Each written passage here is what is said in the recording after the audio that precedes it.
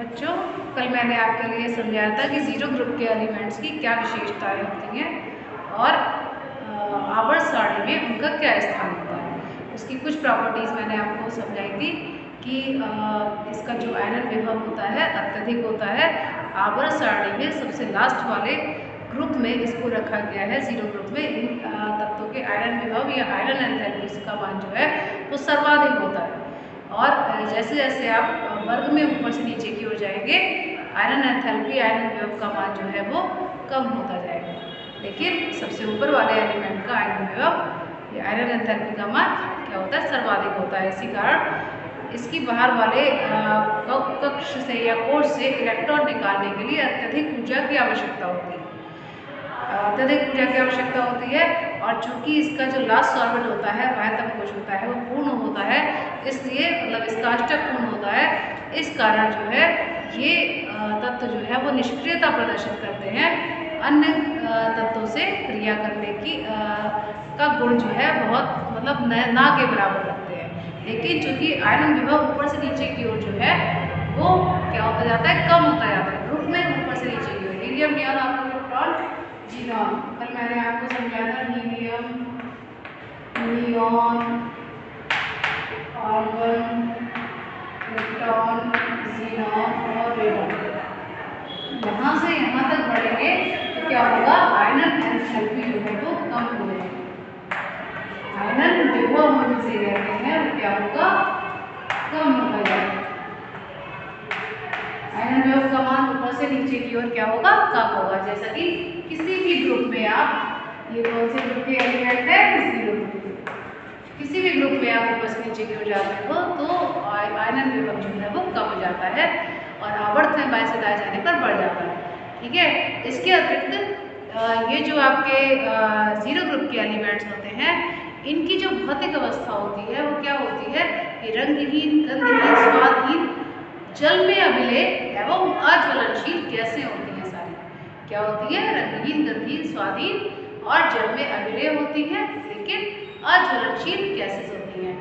इसके अतिरिक्त इनकी जो वॉन डेर वाल्स त्रिज्या होती है, इनके जो परमाणुओं की त्रिज्या होती है वो वास्तव में क्या होती है, वॉन डेर वाल्स त्रिज्या होती है, इसलिए ये आकार में बड़े होते हैं।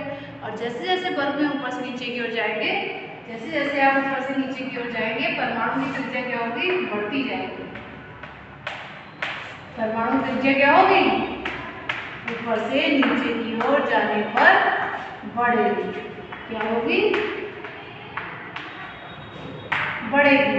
आयरन विभव ऊपर से नीचे की ओर जाएंगे तो घटेगा। क्या होगा, घटेगा। तो इन जो आपके अक्रिय तत्व है, इनकी जो परमाणु की त्रिज्या है वो क्या है, वॉन डेर वाल्स त्रिज्या होने के कारण क्या होती है, बड़े होते हैं इनके आकार। और जैसे जैसे आप ऊपर से नीचे की ओर वर्ग में जाएंगे तो इनके आकार और बड़े होते जाएंगे। ठीक है। इसके अतिरिक्त इनका जो CP/CV का अनुपात है, CP/CV का अनुपात है वो 1.66 होता है। इसीलिए ये जो है एक परमाणविक अवस्था में प्रेजेंट होते हैं। इनकी जो परमाणुकता होती है वो कैसी होती है, एक परमाणु होते हैं, मतलब एक अणु के अंदर केवल एक ही परमाणु प्रेजेंट होगा। इसमें एक अणु होगा। एक अणु में कितने परमाणु होंगे, एक परमाणु होंगे, क्योंकि इनके CP/CV का अनुपात जो है सारे इनर्ट गैसेस के तत्वों के लिए, मतलब सारे ज़ीरो ग्रुप के एलिमेंट्स के लिए 1.66 होता है। CP/CV का जो मान है वो कितना होता है, 1.66 होता है। इसलिए इसका, इनके जो तत्व हैं, इनका जो परमाणु भार है वो किसके बराबर होगा, अणु भार के बराबर। इनका जो परमाणु भार है, प्रत्येक तत्व का परमाणु भार इनके अणु भार के बराबर होगा, क्योंकि इनकी परमाणुकता एक होगी। एक अणु के अंदर एक ही परमाणु होगा। जब भी मैं बात कर रही हूँ हीलियम, नियॉन, आर्गन, क्रिप्टॉन की, तो आप क्या लिखते हो, सीधे सीधे नियॉन को Na लिखते हो, क्रिप्टॉन को Er लिखते हो। हम गैस की बात भी कर रहे हैं तो ये द्विपरमाणु नहीं है। जैसे कि ऑक्सीजन, नाइट्रोजन, हाइड्रोजन कैसी है, द्विपरमाणु गैस है। हम ऑक्सीजन नाइट्रोजन की बात करते हो, आप डायरेक्टली क्या लिखते हो, N2O2 H2 ये लिखते हो। लेकिन अगर हम इन गैसेस की बात करें जो आपकी इनर्ट गैसेस हैं, अगर हम इनकी बात करते हैं तो आप डायरेक्टली, अगर हम हीलियम की बात करते हैं तो आप क्या लिखते हो, केवल H ही लिखते हो। नियॉन की बात करते हैं केवल N ही लिखते हो। ऑर्गन केवल Ar लिखते हो। मतलब इनकी ऐसा क्यों लिखते हो, क्योंकि ये जो है एक अणु में केवल एक परमाणु ही प्रेजेंट रहता है, एक अणु में 2 या 3 परमाणु प्रेजेंट नहीं रहते हैं। ठीक है, इसका क्योंकि इनकी जो एटोमिसिटी होती है, इनकी परमाणुता होती है, वो एक होती है। इसके अतिरिक्त इनकी रासायनिक क्रियाशीलता के बारे में जान लीजिए। जैसा कि मैंने आपको बताया कि ऊपर से नीचे की ओर बढ़ते हैं तो इनका जो आयनन विभव है वो कम हो जाता है। वर्ग में ऊपर से नीचे की ओर बढ़ते हैं तो जो आयनन विभव है वो कम हो जाता है। मतलब जो लास्ट वाला आपका जीनॉन है, जीनॉन जो है वो क्या करता है, अन्य तत्वों से रिएक्शन करके यौगिक भी बनाता है। कम मात्रा में बनाता है लेकिन यौगिक बनाता है, क्योंकि आयनन विभव कम हो गया। लास्ट वाले और उनके इलेक्ट्रॉन जो है शेयरिंग करते हैं, इलेक्ट्रॉन की शेयरिंग कर लेते हैं, क्योंकि इनका आयनन विभव इसमें कम है। क्योंकि ऊपर से नीचे की ओर वर्ग में आप बढ़ते हैं तो आयनन विभव कम होता जाता है। तो कौन कौन सी यौगिक बना लेता है जीनॉन,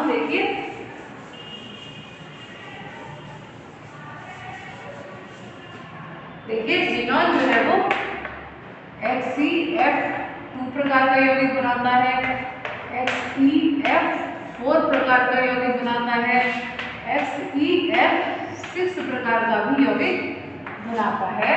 ये इतने प्रकार के यौगिक भी जो है बनाता है जीनॉन। इसके अतिरिक्त XeOF4 ऑक्सीफ्लोराइड भी बनाते हैं, XeO3 प्रकार के यौगिक भी बनाते हैं।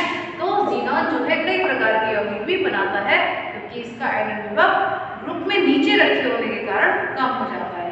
ठीक है बच्चों।